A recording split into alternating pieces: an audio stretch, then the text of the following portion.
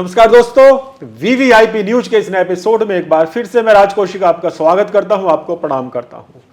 दोस्तों, स्वामी दयानंद सरस्वती का नाम कौन नहीं जानता।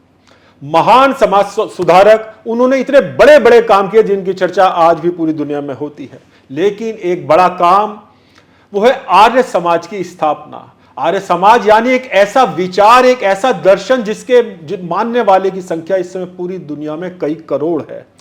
लेकिन चर्चाओं में कहीं ना कहीं कुछ चर्चा इस तरह की भी रहती है कि ये कहीं हिंदुत्व के खिलाफ है या सनातन के खिलाफ है। तो कुछ लोग कहते हैं ये खिलाफ नहीं है, बल्कि ये हिंदू दर्शन के पूरक है। दोनों मिलकर सनातन को, हिंदुत्व को एक मजबूत ताकत देते हैं। मित्रों, ये जिज्ञासाएं ऐसी हैं जिनका जवाब कोई आधिकारिक प्रवक्ता ही दे सकता है।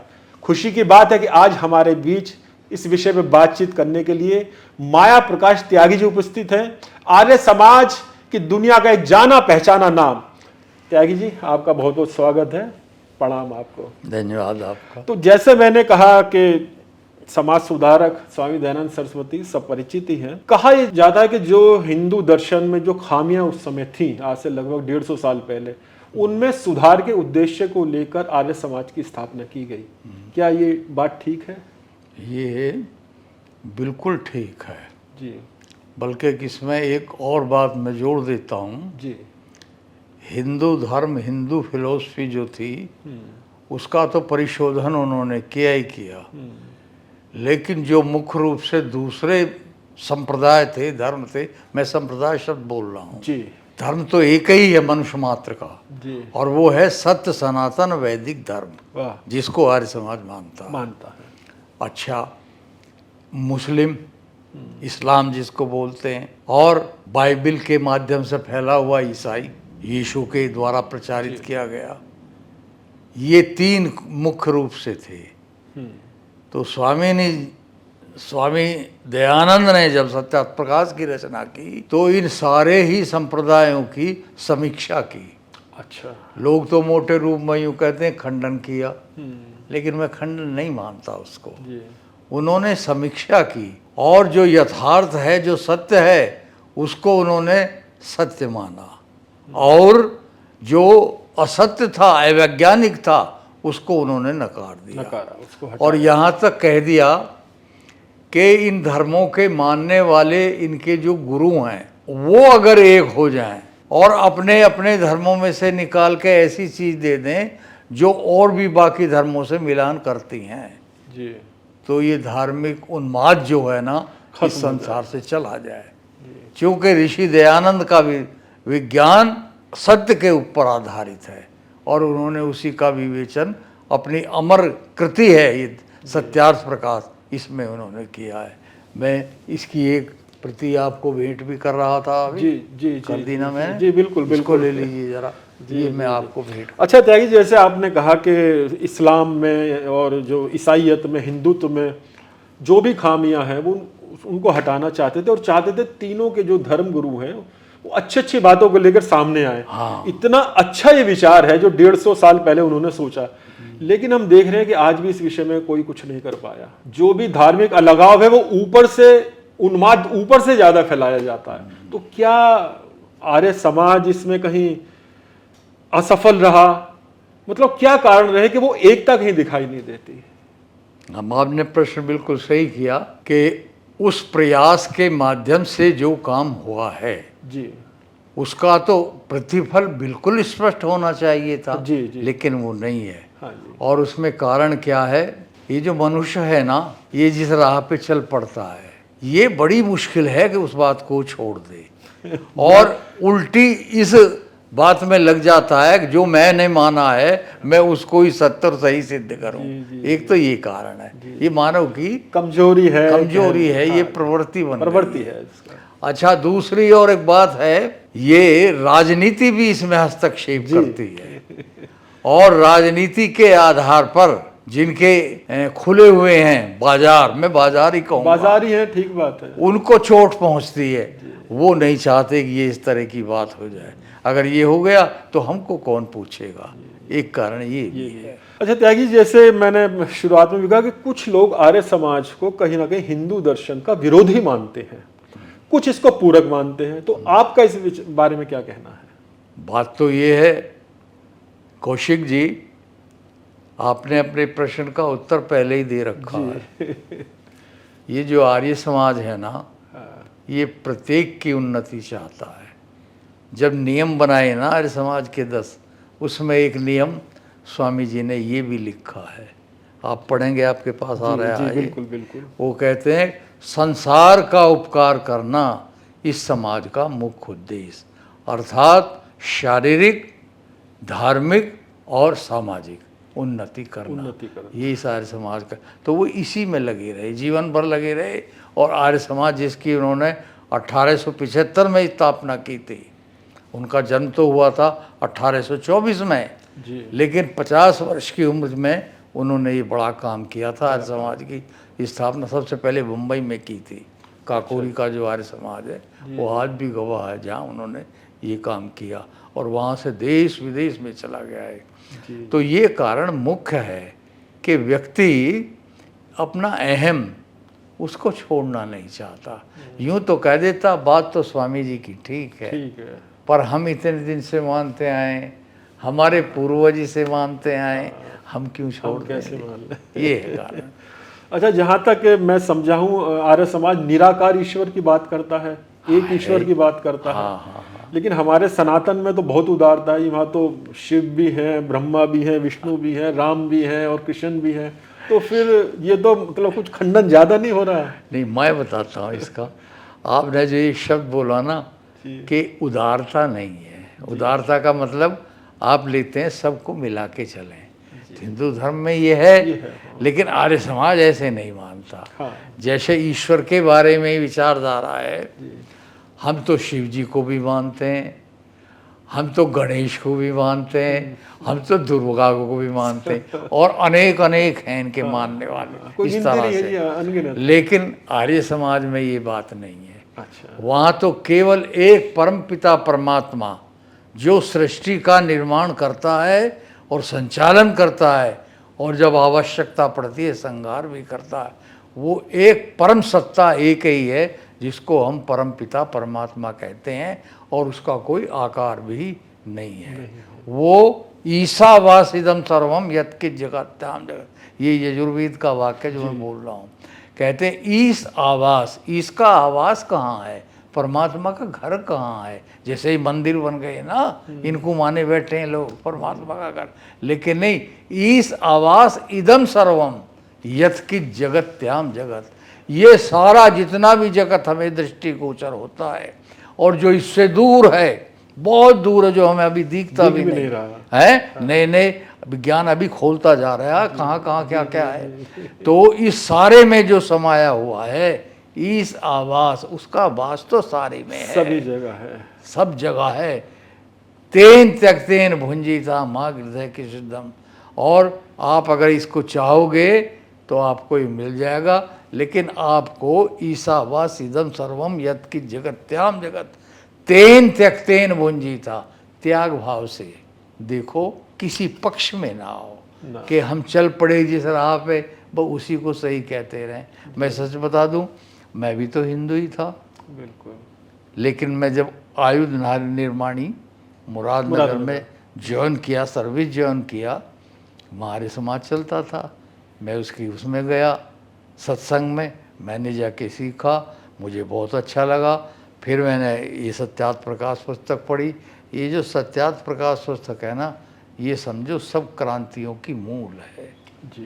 देश जो आज़ाद हुआ ना, लोग उस बात को भी कहते हुए झिझकते हैं, आप इसमें पढ़ के देखना, इसमें ये स्पष्ट लिखा है। जो अपने देश के बारे में ऐसी बात लिखता है, सब सत्य विद्या और जो पदार्थ विद्या से जाने जाते हैं उन सब का आदि मूल परमेश्वर है। पहले तो परमेश्वर में आप समझिए कितनी गहन आस्था है, नास्तिकता कहाँ है इसमें, क्यों जी? जो यूं कह रहा सबका आदि मूल परमेश्वर है, तो उससे बड़ा कोई आस्तिक हो सकता है क्या? क्यों जी? जो कुछ हमने देखा, जो कुछ हमने जाना, इसके मूल में बनाने वाला इसका परमेश्वर है। एक तो ये बात निकल कर आई, और दूसरी ये निकल करके आई, सत्य के ग्रहण करने और असत्य के छोड़ने में सर्वदा उद्यत रहना चाहिए। एक ये नियम दिया है, बताइए, सार्वभौमिक सिद्धांत है। बताइए, इससे कमाल है कि नहीं? सत्य के ग्रहण करने और असत्य के त्यागने में सर्वथा उद्यत रहना चाहिए। जो ऐसा विचार लेकर के चलता है वही आर्य है, वही आर्य समाजी है। इस हिसाब से देखा जाए तो सभी लोग आर्य समाजी हैं जो इस विचारधारा को मानते हैं। अच्छा, सत्य को कौन नहीं मानता? कौन नहीं मानेगा? बताओ। अच्छा, आपने अभी विज्ञान की बात की, हाँ तो आजकल अंतरिक्ष की बड़ी चर्चा हो रही है। वो शुभांक शुक्ला अंतरिक्ष में गए हुए हैं। हाँ तो मैंने ऐसे सुना है जो पहले अंतरिक्ष यात्री थे राकेश शर्मा, वो कहीं ना कहीं उनका परिवार क्या आर्य समाज से जुड़ा हुआ था? और निश्चित, जी। मैंने तो उसकी स्टडी की जब वो आया। अच्छा। और इंदिरा गांधी से बात की, प्रधानमंत्री से। हाँ जी। तो उसने कहा, राकेश तुम कैसा महसूस कर रहे हो यहाँ? उसने कहा, मैम वेरी वेल, मैं बहुत अच्छा हूँ। कौन सी बात ऐसी है जो बहुत अच्छी तुम्हें लगती है?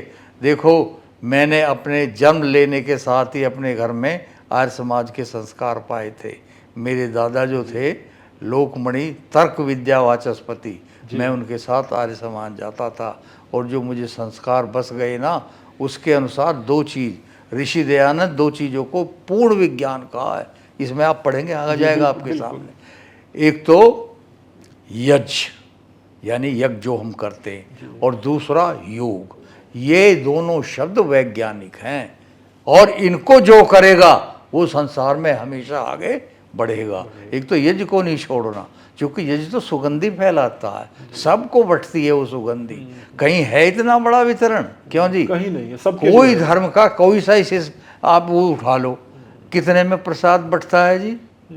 ठीक बात, गिने चुने लोग, गिने चुने लोगों में बटता सीमित प्रसाद। होती है। लेकिन जब हवन हो जाता है तो ये जो इसकी सुगंध है ना, वायुदेव से लेके अंतरिक्ष में चला जाता है और नाना ब्रह्मांडों में घूमता है, तो ये सूर्य लोक तक भी जाती है इसकी सुगंध, और उसमें बैठ करके सूर्य की किरणों में फिर वापिस इस धरती पर आती है। यानी जन जन तक पहुंचता है। जन जन तक पहुंचता है। भगवान कृष्ण को तो देखो, गीता में कह रहे हैं वो, अन्नाद भवन्ति भूतानि पर्जन्याद अनसंभव है, यज्ञाद भवन्ति पर्जन्यो यज्ञ कर्म समुद्भव है।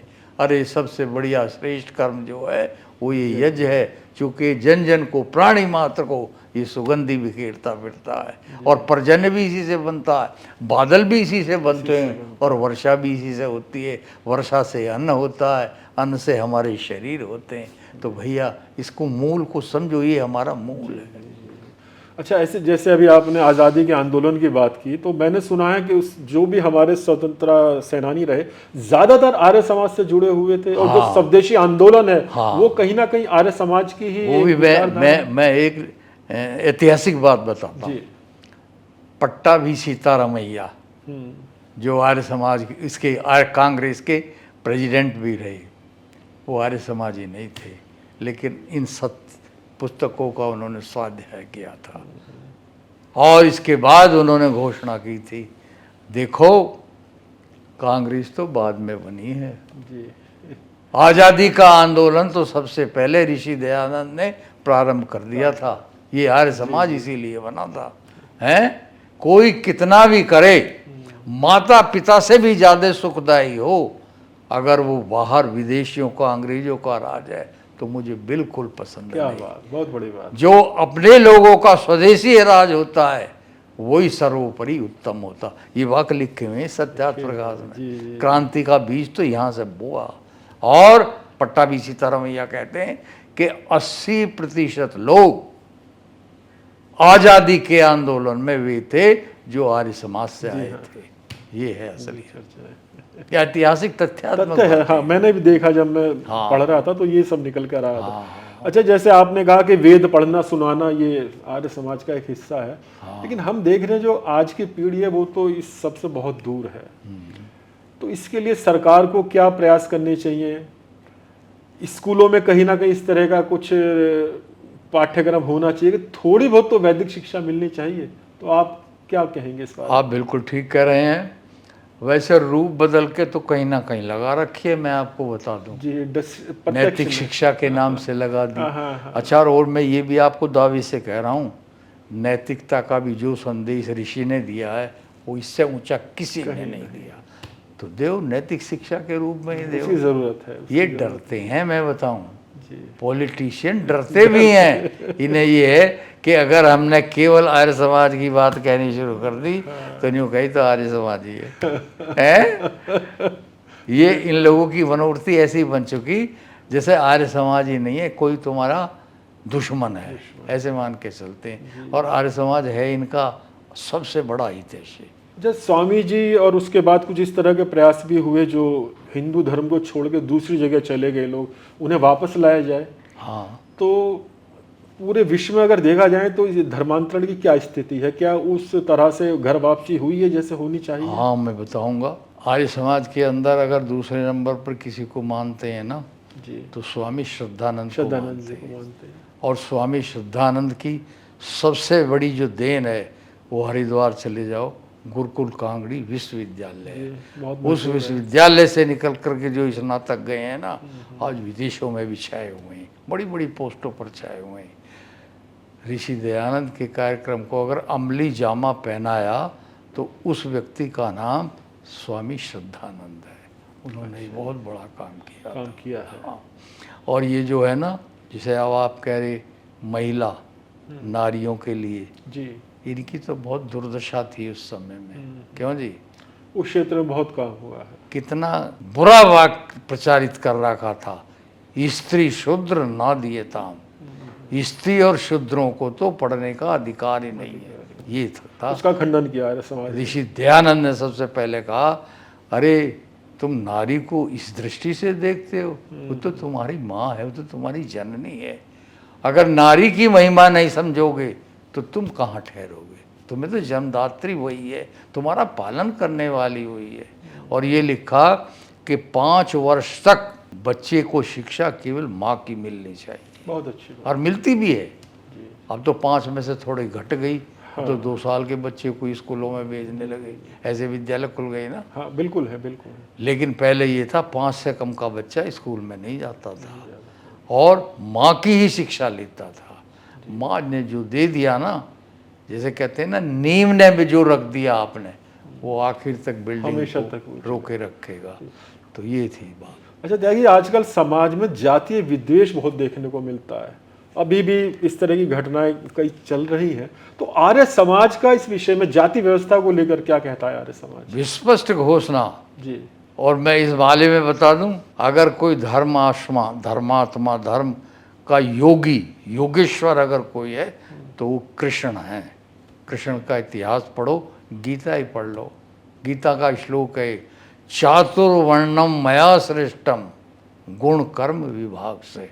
और आर्य समाज इसे मानता है, इसे मानता। इसका मतलब आर्य समाज चारों जो वर्ण है ना, ब्राह्मण, क्षत्रिय, वैश्य और शूद्र, बाकी तो सब उपजातियां उपजाति हैं, हैं। 4 ही हैं मुख्य, ब्राह्मण, क्षत्रिय और वैश्य। और इनको ये कहा है, देखो मंत्र भी गजब का है, ऋग्वेद का मंत्र है, जी, ब्राह्मणों असमुखमासीत बाहुराजन्य कृत्य उरु तदस्य वैश्य पदभ्याम शूद्रो जायते। जैसे शरीर में स्थान मुख का है ना, इस मस्तिष्क का है, सो समाज में स्थान ब्राह्मण का है। दशा तो ब्राह्मण ही देता है, शरीर में मस्तिष्क की तो देता है। क्यों जी? और बाहु राजन कृत है, ये जो बाहु है ना, ये हमारे क्षत्रिय हैं। हम कहीं अगर फंसेंगे तो यही तो आएंगे ना सामने। क्यों जी? आप गिरने भी लगे, रपटने भी लगे तो ये हाथ ही तो यही रोकेंगे, सबसे यही पहले तो यही चलेगा रोकेगा ना। तो ये बचाव इन्हीं से होता तो है। ये क्षत्रिय हैं। ऐसे ही समाज में जो राज्य व्यवस्था संभाले हुए हैं वो क्षत्रिय हैं। और क्या? उरु तदस्य वैश्य है, ये जो पेट का बीच का भाग है, ये हमारा वैश्य है। कैसे? सब कुछ लेता है, खान पान आहार लेता है, लेकिन ये ऐसे नहीं करता कि अपने पास ही रख ले, देता है पूरे शरीर सारे में। शरीर में अंग अंग में पहुंचा देता है। खाए पिए का आहार का रस बनता है, जो हम खाएंगे रस बनता है, और उस रस से ही रक्त बनता है, और वो रक्त ही शरीर के एक एक अंग में जाके शरीर को शक्ति देता है। तो ये है वैश्य। और पदभ्याम शूद्रो अजायत है, ये जो पैर है ना, ये शूद्र हैं। शूद्र का मतलब अछूत नहीं है, अस्पर्श नहीं है। शूद्र का अर्थ है जो इन सब विद्याओं में, इन सब शक्तियों में कम है, वो पैरों का काम करता है। लेकिन अछूत इसलिए नहीं है कि पैर के ऊपर ये तीनों टिके हुए हैं, उसके क्यों बिना जी? तो कुछ भी नहीं है। और लेके भी यही चलता तीनों को। जी जी क्यों भैया? ब्राह्मण हो, क्षत्रिय हो, बिल्कुल, वैश्य हो, इन शूद्रों के सहारे ही चलते हैं। तो शूद्र को कभी ये छूत ना मानना, नीच ना मानना, गिरा ना मानना, ये मानता आर्य समाज की है, ऋषि दयानंद की है। यानी सबको मिलाकर ये समाज रूपी शरीर चल सकता है, स्वस्थ रह सकता है, नहीं, चल ही नहीं सकता काम बिना नहीं। जब तक मिलेंगे नहीं ये और चारों। इसमें कोई ऊंच नीच नहीं है, सबका अपना अपना ना रूप। कोई नीच नहीं, कोई ऊंच नहीं। नीच तो इस दृष्टि से कह दिया कि ये ऊपर है, वो नीचे ये है। ऊंचा हो गया, ये नीचे है, इसे नीचा कह लेकिन दिया। राजनीति उसका गलत इस्तेमाल लेकिन है ये बराबर, बरोबर। इसके बगैर अगर पांव नहीं है तो ब्राह्मण भी बेकार है। चला जाओ, ये ब्राह्मण कहाँ जाएगा? अच्छा बाबू, कैसे मैं जाएगा? थोड़ा आर्य समाज के बारे में पढ़ रहा था नेट पे, तो उस पे ये आया कि इसका एक वाक्य बड़ा मशहूर है कि विश्व को आर्य बनाते चलो। हाँ। कुछ संस्कृत में उसका हिंदी अर्थ है। हाँ। तो क्या ये इसका मतलब क्या हुआ? कैसे विश्व को आर्य, आर्य से मतलब क्या हुआ? हाँ, ये वेद का ही मंत्र है, ये भी उसका एक भाग है, छोटा सा। अच्छा जी। कृणवंतो विश्वम आर्यम। जी आर्य हम बन गए और संतोष करके बैठ गए, ये पूरा नहीं पूरा है, नहीं ये है। पूरा नहीं है। आगे की यात्रा है। कृणवंतो विश्वम, एक एक करके हम बढ़ाते चले जाएं और सारे विश्व को आर्य बनाए। आर्य का अर्थ है श्रेष्ठ। आर्य का अर्थ आर्य समाज ही नहीं है, अच्छा, श्रेष्ठ ये संप्रदाय नहीं है। आर्य का मतलब है जो श्रेष्ठ है। दो ही तो हैं, आर्य और दस्यु। जी आर्य का मतलब है जो बुद्धिजीवी हैं, जी जी जी। श्रेष्ठ मार्ग पर चलते हैं, वो आर्य हैं। और दूसरा क्या बताया मैंने? दस्यु। दस्यु कौन है? जो छीनते हैं, आहा, जो काट मार के ले लेते हैं, अपना उधर भरते हैं, पेट भर, वो जो दस्यु- गलत कार्य में वो दस्यु हैं। सक्रिय। तो दो ही तो हैं दुनिया में। चार तो वर्ण हुए वे, कोई जाति नहीं है वैसे। ब्राह्मण, क्षत्रिय, वैश्य और शूद्र, ये हैं वर्ण। वर्ण है। और इनको यहाँ तक भी कह दिया उन्होंने, ये वर्ण परिवर्तन भी होता है। वाह, कितनी बड़ी बात है। परिवर्तन यानी जो भी नीचे होता है है। वो ऊपर भी आ सकता है। हाँ, ये नीचे वाला और जिसे ऊपर वाला नीचे भी जा शूद्र- सकता है। हाँ। ये सारी बात, ये ऊपर वाला नीचे भी आ सकता ये है, कर्मों के आधार पर। उन्होंने नाम दिए सत्यार्थ प्रकाश में। अब देखो कैसे कैसे देर कैसे क्या बन गए वे। वाल्मीकि कौन था जी? दस्यु महर्षि वाल्मीकि हैं? दस्यु थे वो तो, डगे हाँ, लेकिन फिर कितना बड़ा कहाँ बना। तक पहुंचे। और वाल्मीकि को श्रेष्ठ जो समझते हैं गहराई से, वो कहते हैं कि अगर वाल्मीकि जी ना होते तो आज दुनिया में राम भी ना होते। राम को तो अमर वाल्मीकि ने किया है। क्यों जी? जन जन तक पहुंचाया है। जन जन तक पहुंचाया। सबसे पहला काम किया वाल्मीकि ने। और ये तुलसी वगैरह ने तो बाद में ये हिंदी विंदी में लिखा, वरना असली जो ऐतिहासिक चर्चाएं हैं वो वाल्मीकि रामायण में है। तो बाबू जी, आखिर में कोई आज के समय को देखते हुए आर्य समाज की कोई ऐसी बात आप बताइए जो सभी के लिए उपयोगी हो, जिसको सब मान लें। सब मान लें तो कुछ सुधार सब में हर जगह नजर आए, कुछ ऐसी बात जो भी आप। अच्छा, एक बात लो, उन 10 नियमों में एक नियम ये भी है, जी सबके साथ प्रीति हाँ, पूर्वक यथा योग वर्तना चाहिए। क्या इसकी जरूरत है ये आजकल बहुत है ज्यादा। कि नहीं? सबके साथ प्रीति पूर्वक यथा योग समझना चाहिए। क्या बात है। हमारी जाति, हमारे वर्ण, हमारा जो वर्गीकरण है कहीं भी, वो इसी आधार पर है। जो जिस योग है वो उपाधि उसको दो और वो पुरस्कार उसको दो। क्यों जी? जी बहुत अच्छा, बहुत अच्छा। काम तो आप करते फिर रहे हो दुष्टों के और बोर्ड लगाए बैठे हो ब्राह्मण का। क्यों जी? तो फिर ब्राह्मण तो कहलाने का अधिकारी अधिकारी नहीं है, उसका तो पतन हो चुका, वो तो शूद्र से भी नीचे गया। क्यों जी? प्रीति और एक शब्द और मैंने इसमें बोला, यथा योग। यथा योग्य, जो जिसके योग है वो तो काम दे उसको, जी जी, और वही पुरस्कार दे उसको, क्या बात, जो क्या जिसके लायक है। क्यों जी? और किसी तरह से वर्गीकरण ना करो। वर्गीकरण का आधार है योग्यता, और वो भी ऐसे नहीं ढोरे हैं हम किसी चीज को।